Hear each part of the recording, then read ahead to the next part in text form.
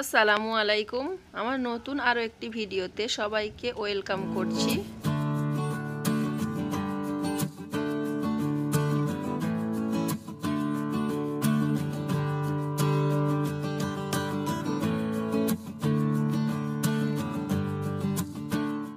প্রিয় দর্শক, আপনারা সবাই কেমন আছেন?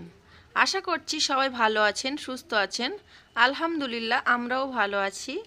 আজকে আবারও আপনাদের মাঝে একটি ভিডিও নিয়ে হাজির হয়েছি। আশা করছি আমার ভিডিওটি আপনাদের কাছে ভালো লাগবে। ভিডিওটি ভালো লাগলে লাইক দিয়ে কন্টিনিউ করার অনুরোধ করছি। আজকে আমি চাউমিন বানাচ্ছি। চাউমিন বানানোর জন্য আমি চাউমিনটা প্রথমে সিদ্ধ করে নিয়েছি। চাউমিন সিদ্ধ করে আমি চুবড়িতে দিয়ে আমি চাউমিনটাকে ধুয়ে নিয়েছি। ধুয়ে নিলে চাউমিনটা বানানোর পরে ঝরঝরে থাকে, তার জন্য এখানে ফ্রাই প্যানে আমি তেল দিয়েছি। তেলের মধ্যে বেশ অনেকটা মতো পেঁয়াজ দিয়েছি। চাউমিন বানানোর জন্য আমি কেটে নিয়েছি লঙ্কা, গাজর, টমেটো, পেঁয়াজ। পেঁয়াজটা হালকা একটু ভেজে নিয়ে আমি কেটে রাখা লঙ্কা দিয়ে দিয়েছি। এখন দিয়ে দিচ্ছি গাজর। গাজরটা দিয়ে তারপরে আমি দিয়ে দিচ্ছি কেটে রাখা টমেটো। সব কিছু দিয়ে আমি খুব ভালোভাবে ভেজে নেব এই সবজিগুলোকে। সবাই তো অনেক রকমের চাউমিন বানাতে পারে, তো আমি কিভাবে বানাতে পারি সেটা আপনাদের সঙ্গে শেয়ার করছি। সবজিগুলো ভাজা হয়ে গেলে এখানে আমি লবণ দিয়েছি স্বাদ অনুযায়ী, আর 2টা ডিম নিয়েছি আমি। ডিম 2টা আমি একটা বাটিতে ভেঙে দিয়েছি। আমি একটা ছোট্ট টিপস আপনাদেরকে বলে দিচ্ছি, ডাইরেক্ট এখানে ডিম ভেঙে দিতে যাবেন না, বিশেষ করে গরমের সময়, কারণ ডিম খারাপ হতে পারে। তার জন্য যদি খারাপ হয়ে যায় মশলাগুলো কিন্তু নষ্ট হয়ে যাবে। তার জন্য বাটিতে প্রথমে ভেঙে রাখতে হবে, ভালো আছে কিনা দেখতে হবে, তারপরে কিন্তু মশলার মধ্যে দিলে ভালো হবে। যদি আপনাদের কাছে আমার এই টিপসটি ভালো লাগে তাহলে ফলো করতে পারেন।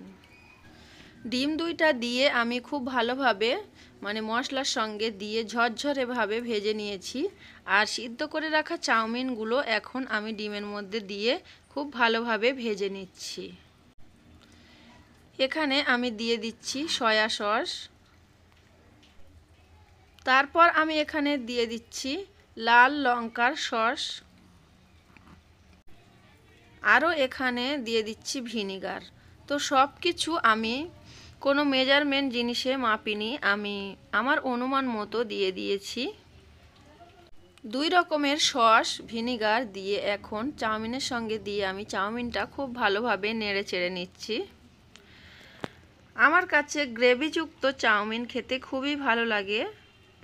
চাউমিনের মধ্যে যদি এই সসগুলো দেয়া হয় আর ভিনিগারটা দেয়া হয় তাহলে কিন্তু চাউমিনটা একটু গ্রেভি গ্রেভি ভাব হয় আর খেতে খুবই ভালো লাগে।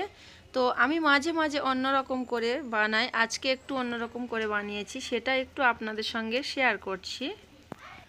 আজকের আমার চাউমিন বানানোটা যদি আপনাদের কাছে ভালো লাগে তাহলে ভিডিওটিতে একটি লাইক দিয়ে দেবেন। আজকে আমার চ্যানেলে যারা ফার্স্ট ভিজিট করেছেন তারা চাইলে আমার চ্যানেলটিতে সাবস্ক্রাইব করে আমার চ্যানেলের সঙ্গেই থেকে যাবেন।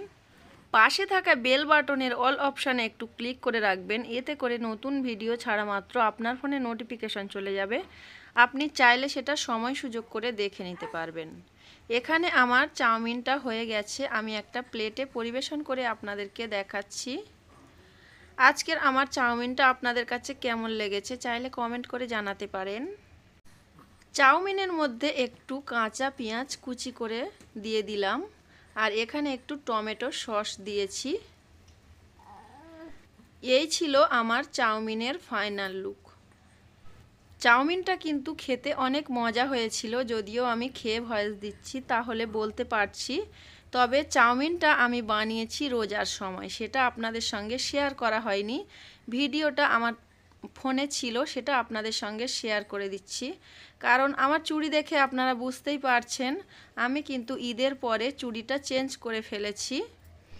এখন যে ভিডিওটা দেখছেন আপনারা এটা কিন্তু ঈদের পরের ভিডিও।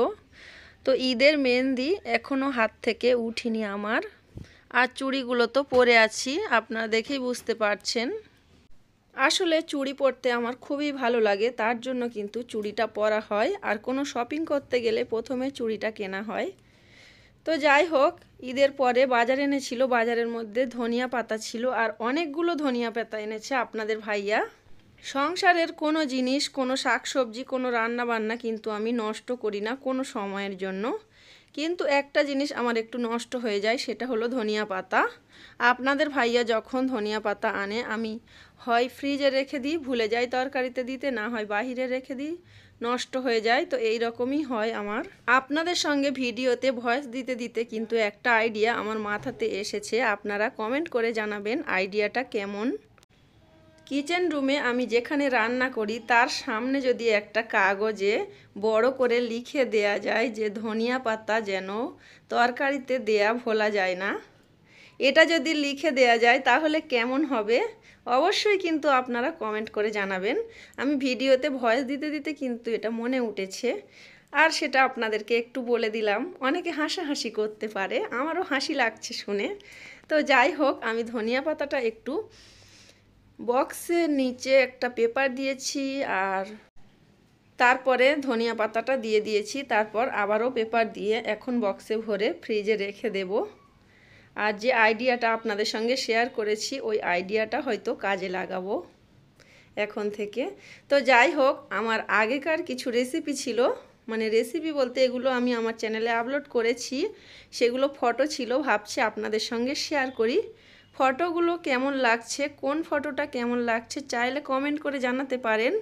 আর যারা এই ফটো দেখে আমার ভিডিও দেখতে চান, তাহলে আমার চ্যানেলে গিয়ে থাম্বনেল দেখে এই ভিডিও বা রেসিপি আপনারা দেখতে পারেন, আপনাদের ভালো লাগবে। আমার চ্যানেলে এই রকম দর্শক নেই যে আমি ফটো আপলোড করেছি ওই ফটো দেখে আমার চ্যানেলে গিয়ে থাম্বনেল খুঁজে খুঁজে ওই ভিডিও দেখবে। তবুও আমি বলে দিচ্ছি আপনাদের, যদি দেখার ইচ্ছা হয় কারোর, তাহলে দেখে আসতে পারেন। ভিডিও আপলোড হয়ে গেলে সাথে সাথে কিন্তু ফটো বা ভিডিও ডিলিট করে দেয়া হয়। তো কিছু ফটো রয়ে গেছে, ভাবছি আপনাদের সঙ্গে শেয়ার করি। আপনারা আমার ফটো দেখতে থাকুন, আমি একটা ব্যাকগ্রাউন্ড মিউজিক আপনাদের সঙ্গে শেয়ার করছি। মিউজিকটা আমার নিজস্ব, ভালো লাগলে কমেন্ট করে জানাবেন। আরব দেশে জন্ম নবীর, আব্দুল্লাহর ওই ঘরেতে, সবার সেরা নবী মোদের এলেন সবার পরেতে। মা আমিনার কোলের চাঁদ করে ঝলমল, সাল্লি আলা মুহাম্মাদিন বল সকলে বল। আল্লাহুম্মা সাল্লি আলা সাইয়্যিদিনা মাওলানা মুহাম্মদ ওয়ালা আলি সাইয়্যিদিনা মাওলানা মুহাম্মদ। আপনাদের কাছে আমার মিউজিকটা কেমন লেগেছে চাইলে কমেন্ট করে জানাতে পারেন। আরও বলার ইচ্ছা ছিল, মানে দম হয়ে যাচ্ছে, যেহেতু আমার বাচ্চা কোলে আছে, সেই অবস্থাতে আমি ভিডিওতে ভয়েস দিচ্ছি। এক হাতে কোলে বাবুকে নিয়েছি আর এক হাতে ফোন নিয়ে ভয়েস দিচ্ছি, কারণ সে কান্না করছে ভয়েস দেওয়ার সময়। কি আর করার, এইভাবে তো চালাতে হবে, যেহেতু বাচ্চার মা, বাচ্চাকে তো আগে খেয়াল রাখতেই হবে। আমার হয়তো একটু কষ্ট হচ্ছে, এক হাতে ফোন নিয়ে ভয়েস দিচ্ছি, এক হাতে বাবুকে কোলে নিয়েছি। আমার বাবু কিন্তু অনেক আনন্দে আছে। তো যাই হোক, বরাবরের মতো করে সবার সুস্বাস্থ্য কামনা করে আজকের ভিডিও এখানে শেষ করছি। সবাই ভালো থাকবেন, সুস্থ থাকবেন। আল্লাহ হাফেজ।